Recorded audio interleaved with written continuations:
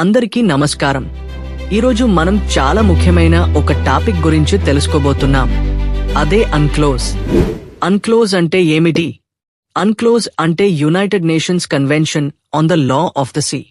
తెలుగులో చెప్పాలంటే సముద్రాల మీద దేశాలు ఎలా హక్కులు వినియోగించుకోవాలి అనే విషయాన్ని చెప్పే అంతర్జాతీయ ఒప్పందం.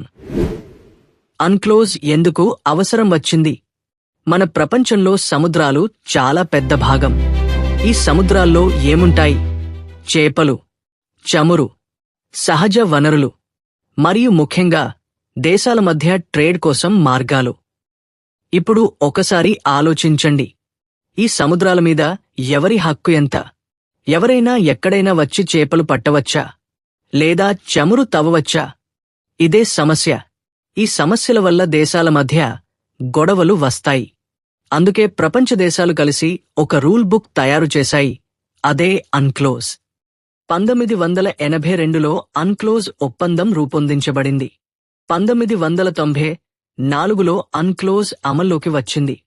దాదాపు ప్రపంచంలోని ఎక్కువ దేశాలు దీనిని అంగీకరించాయి. ఇప్పుడు మనం ఈ ఒప్పందంలో ఉన్న ముఖ్యమైన కాన్సెప్ట్స్ ను సింపుల్ గా అర్థం చేసుకుందాం. టెరిటోరియల్ సీ, ఒక దేశం తీరానికి దగ్గరగా 12 నోటికల్ మైల్స్ వరకు ఉన్న సముద్రం. ఈ ప్రాంతం పూర్తిగా ఆ దేశం కంట్రోల్లో ఉంటుంది. అంటే ఇది మన భూమిలాగే పూర్తి హక్కు ఉంటుంది. కాంటిగ్యూస్ జోన్ 12 నుంచి 24 నోటికల్ మైల్స్ వరకు ఉంటుంది.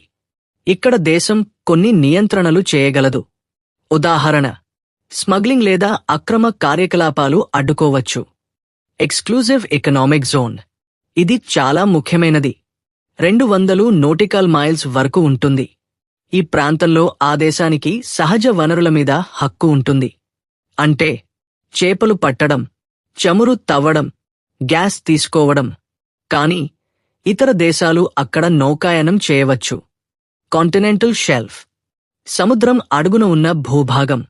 ఇది 200 నోటికల్ మైల్స్ కంటే ఎక్కువ కూడా ఉండొచ్చు. దేశానికి ఇక్కడ మినరల్స్ తీసుకునే హక్కు ఉంటుంది.